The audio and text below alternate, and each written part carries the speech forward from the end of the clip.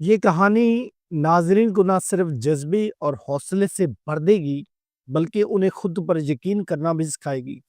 جوتے پالش کرنے والا آج کمپنی کا مالک ہے، ایک سچی ناقابل یقین کامیابی کی داستان ہے۔ کیا آپ مانیں گے کہ ایک بچہ جو فٹ پاتھ پر بیٹھ کر جوتے چمکاتا تھا آج ایک کامیاب بزنس مین ہے، جس کا اپنا آفس، اپنی کمپنی اور درجنوں ملازم ہیں؟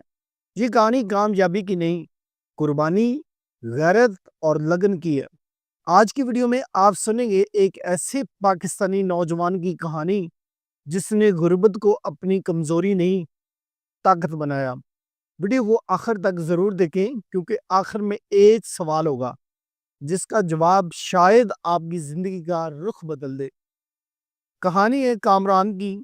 لاہور کی ایک پرانی گلی میں پیدا ہوا جہاں بجلی، پانی، تعلیم سب ایک خواب تھا۔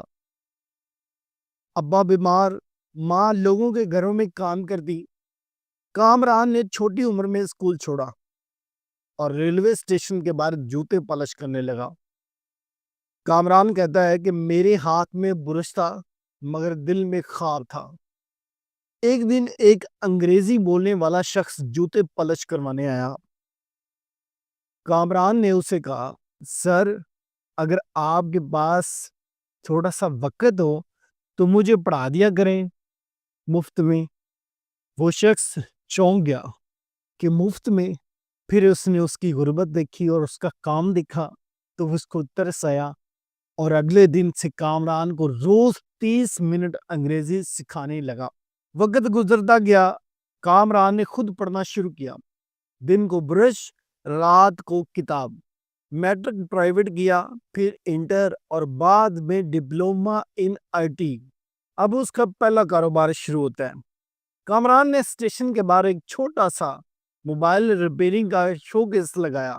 روزانہ 12 گھنٹے محنت کرتا، پھر 2 سال بعد ایک چھوٹی سی دکان، پھر موبائل ایسیسریز کا تھوک کا کام، پھر اپنا برانڈ لانچ کیا کے ٹیک ایسیسریز کے نام سے۔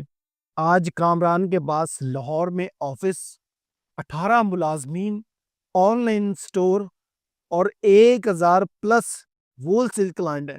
وہی کامران جس سے کبھی کوئی بیٹھنے کو جگہ نہیں دیتا تھا آج اپنے جیسے بچوں کو مفت آر ٹی کی سکل سکھاتا ہے۔